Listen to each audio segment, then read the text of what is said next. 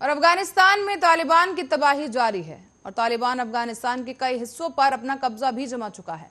पर अब तालिबान को टक्कर देने वाला कोई भी अब तक सामने नहीं आया। लेकिन आखिर कौन है वो जिससे दहशतगर्द तालिबान भी खौफ खाता है और तालिबान के 300 दहशतगर्दों को ढेर कर दिया? जानने के लिए देखिए रिपोर्ट।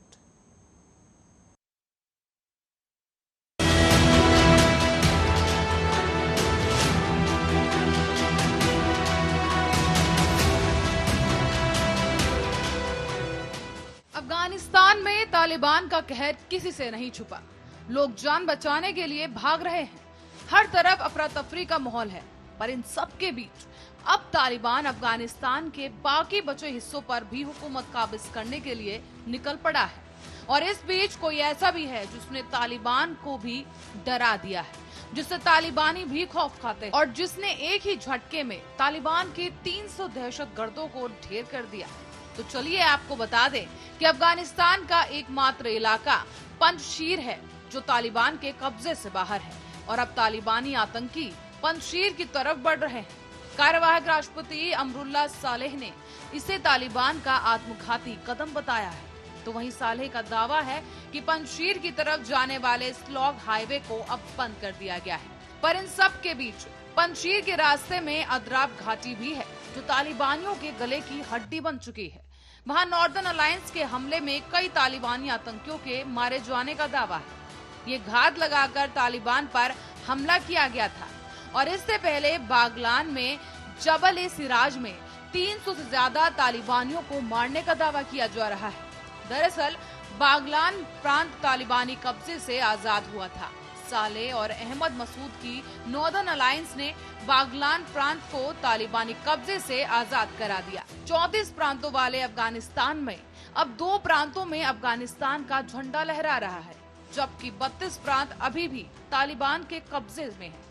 इस जीत के बाद कार्यवाहक राष्ट्रपति सालेह की एक ताजा फोटो भी सामने आई, जिसमें वो एक प्ले कार्ड लिए हुए दिख रहे हैं और पीछे अफगानिस्तान का झंडा है और प्ले कार्ड पर लिखा है अल्लाह इज ग्रेट। साथ ही अफगानिस्तान से आ रही रिपोर्ट्स के मुताबिक बागलान की लड़ाई में 300 से ज्यादा तालिबानी लड़ाके मारे गए। तालिबानी बागलान में 30 से ज्यादा हथियारबंद वाहन, लैंड माइन और हथियार छोड़कर काबुल भाग गए और ये बागलान के जिले दीह सलाह में नॉर्दर्न अलायंस की जीत के बाद की है, जहां पर गाड़ियों पर भी पूरी शान से अफगानिस्तान का झंडा लहरा रहा। दूसरी तरफ बागलान में मुंह की खाने के बाद तालिबान अपने लड़ाकों को पंजशीर इकट्ठा कर रहा है। ये जानकारी खुद कार्यवाहक राष्ट्रपति अमरुल्लाह सालेह ने ट्वीट कर दी। सालेह ने लिखा कि पड़ोसी अदराब प्रांत में मुंह की खाने के बाद तालिबान ने अपने लड़ाके पंजशीर घाटी के प्रवेश द्वार के पास इकट्ठा करना शुरू कर दिया है। इस बीच सालांग हाईवे को हमारे लड़ाकों ने बंद कर दिया है। कुछ इलाके ऐसे हैं जहां जाने से बचना चाहिए, जल्द मिलेंगे। पंजशीर में तालिबान की राह कतई भी आसान नहीं होगी, क्योंकि ये पूरा इलाका नॉर्दर्न अलायंस का गढ़ है। चारों तरफ ऊंची पहाड़ियां हैं जहां पर नॉर्दर्न अलायंस के लड़ाके मौजूद हैं। ऐसे में तालिबानी लड़ाकों पर ऊंचाई से गोलियां बरसाई जाएंगी, जिससे बचने का उनके पास मौका बेहद ही कम होगा। अब चलिए आपकी जानकारी के लिए आपको बता दें कि पंजशीर घाटी काबुल के उत्तर में हिंदू कुश में स्थित है। ये क्षेत्र 1980 के दशक में सोवियत संघ और फिर 1990 के दशक में तालिबान के खिलाफ प्रतिरोध का गढ़ था। इस घाटी में 1.5 लाख से अधिक लोग, घाटी में सबसे अधिक ताजिक मूल के लोग रहते हैं और चूंकि पंजशीर घाटी हमेशा प्रतिरोध का केंद्र बना रहा, इसीलिए इस क्षेत्र को कभी भी कोई जीत नहीं सका है। न सोवियत संघ, न अमेरिका और न ही तालिबान इस क्षेत्र पर कभी कोई नियंत्रण नहीं कर सका। तो वहीं तालिबान ने अब तक पंजशीर पर हमला भी नहीं किया था और एक्सपर्ट्स मानते हैं कि पंजशीर घाटी एक ऐसी जगह है और ऐसी जगह पर है जो इसे प्राकृतिक किला बनाता है और इसे हमला न होने का एक मुख्य कारण बनाया जाता है। अहमद मसूद, अमरुल्लाह सालेह, मोहम्मद खान पंजशीर प्रतिरोध के सबसे बड़े नेताओं में से हैं। पंजशीर घाटी क्षेत्र को नॉर्दर्न अलायंस भी कहा जाता है। नॉर्दर्न अलायंस 1996 से लेकर 2001 तक काबुल पर तालिबान शासन का विरोध करने वाले विद्रोही समूहों का गठबंधन था और इस गठबंधन में अहमद शाह मसूद, अमरुल्लाह सालेह के साथ ही करीम खलीली, अब्दुल राशिद दोस्तम, अब्दुल अब्दुल्ला मोहम्मद, मोहिकिक अब्दुल्ला कादिर, मोहसेनी जैसे लोग शामिल थे। तो वहीं आपको बताते चलें कि अमरुल्लाह सालेह मौजूदा वक्त में कहां है ये साफ नहीं है, लेकिन स्थानीय मीडिया रिपोर्ट्स के मुताबिक वो पंजशीर घाटी में ही है और उन्होंने 19 अगस्त को ट्विटर पर लिखा, देशों को कानून के शासन का सम्मान करना चाहिए, हिंसा का नहीं। अफगानिस्तान इतना बड़ा है कि पाकिस्तान निगल नहीं सकता। ये तालिबान के शासन के लिए बहुत बड़ा है। अपने इतिहास को अपमान कर एक अध्याय न बनने दें और आतंकी समूहों के आगे नतमस्तक न हो।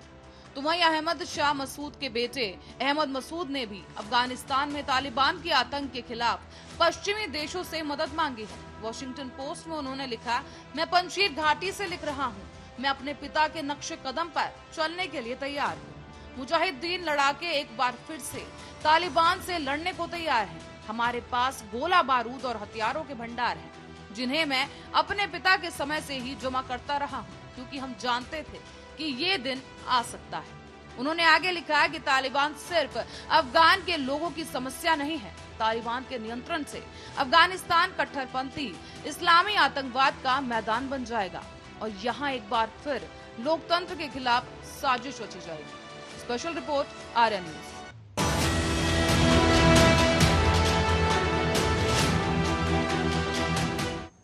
तो वहीं 76 साल पहले यानी 6 अगस्त 1945 को अमेरिका ने जापान के हिरोशिमा शहर पर परमाणु हमला कर दिया था। इसके 3 दिन बाद ही जापान के नागासाकी शहर पर दूसरा परमाणु बम गिराया गया।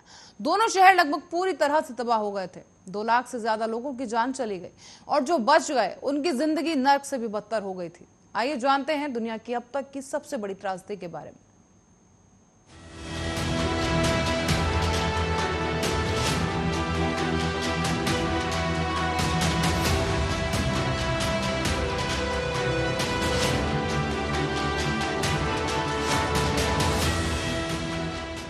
1945 आते आते एक आम जापानी की जिंदगी बेहद मुश्किल हो चुकी थी। दुकानों में अंडे, दूध, चाय और कॉफी पूरी तरीके से गायब हो चुके थे। स्कूलों के मैदान और घरों के बगीचों में सब्जियां उगाई जा रही थी। पेट्रोल भी आम लोगों की पहुंच से अब बेहद दूर हो चुका था। सड़कों पर एक भी निजी कार नहीं दौड़ रही थी। हिरोशिमा की सड़कों पर हर तरफ साइकिलें, पैदल चलते लोग और सैनिक वाहन दिखाई दे रहे थे। 6 अगस्त 1945 को सुबह 7 बजे जापानी रडारों ने दक्षिण की ओर से आते आते अमेरिकी विमानों को देख लिया। चेतावनी के सायरन बज उठे और पूरे जापान में उनमें से कुछ लोगों की त्वचा उनके चेहरे से लटक आई थी और कुछ की भौहें इस तरह से झुलस रही थी जिस तरह दीवार से आधा फटा हुआ पोस्टर झूलता रहता है। कुछ लोग बहुत धीरे धीरे चल रहे थे। उनके मुंह से सिर्फ एक ही आवाज निकल रही थी, वो थी पानी। करीब 11 बजे एटम बम विस्फोट से पैदा हुए बादलों की वजह से हिरोशिमा में तेज बारिश होने लगी थी। ये काली बारिश थी जिसमें गंदगी, धूल और विस्फोट से उत्पन्न हुए रेडियोएक्टिव तत्व मौजूद थे। वास्तव में काले रंग से भी गहरी बारिश थी, कुछ कुछ ग्रीस की तरह, जो दीवारों और कपड़ों पर अमिट निशान छोड़ रही थी। दूसरी तरफ 37 वर्षीय स्थानीय पत्रकार सातोशी नाकामुरा भाग्यशाली थे कि उन्होंने उस दिन हिरोशिमा से थोड़ी दूर अपने एक दोस्त के साथ रात बिताई थी। जब हिरोशिमा पर एटम बम गिरा तो उसके असर से वो जमीन पर गिर पड़े और उनके चेहरों को टूटे हुए शीशों ने घायल कर दिया। उन्होंने अपनी साइकिल उठाई और हिरोशिमा की तरफ बढ़ने लगे। वो हिरोशिमा की बर्बादी देखने वाले पहले पत्रकार माने जाते हैं। उन्होंने डोमी समाचार एजेंसी के ओकायामा दफ्तर में पहला डिस्पैच डिटेक्ट कराया। 8 और इसी के साथ ही बुलेटिन में फिलहाल करें इतना ही। देश और दुनिया की तमाम खबरों के लिए देखते रहिए आर्यन न्यूज।